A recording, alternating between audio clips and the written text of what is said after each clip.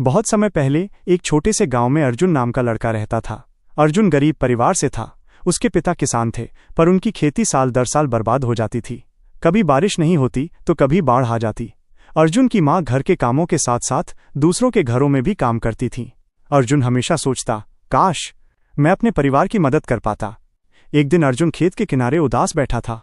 तभी वहां एक बूढ़ा साधु आया। उसने अर्जुन से पूछा, बेटा क्यों उदास बैठे हो? अर्जुन ने सारी परेशानी बताई। साधु मुस्कुराया और अपनी झोली से एक छोटा सा बीज निकालकर बोला, ये कोई साधारण बीज नहीं है। अगर इसे पूरे मन से बोओगे और धैर्य से देखभाल करोगे तो ये तुम्हें एक बहुत बड़ी सीख देगा। अर्जुन ने बीज लिया और घर आकर मिट्टी में बो दिया। अर्जुन रोज बीज को पानी देता, लेकिन कई दिनों तक कुछ नहीं निकला। गांव के लोग उसका मजाक उड़ाने लगे।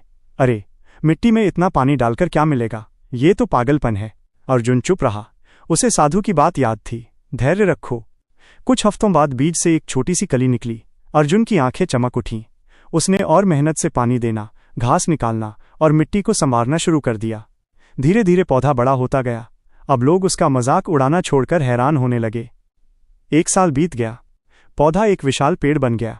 उसकी शाखाओं पर हरे हरे पत्ते, मीठे फल और ठंडी छाया थी। गांव वाले गर्मियों में उसकी छांव में बैठते, फल खाते और खुश होते। लोग अर्जुन की तारीफ करने लगे, ये पेड़ पूरे गांव के काम आ रहा है। अर्जुन ने सच में कमाल कर दिया। लेकिन असली जादू। एक रात अर्जुन ने सपना देखा। पेड़ उससे बोल रहा था, अर्जुन मैं साधारण पेड़ ही हूं, लेकिन जादू तुम्हारे धैर्य, मेहनत और विश्वास में था। अगर तुम हार मान लेते तो मैं कभी बड़ा न होता।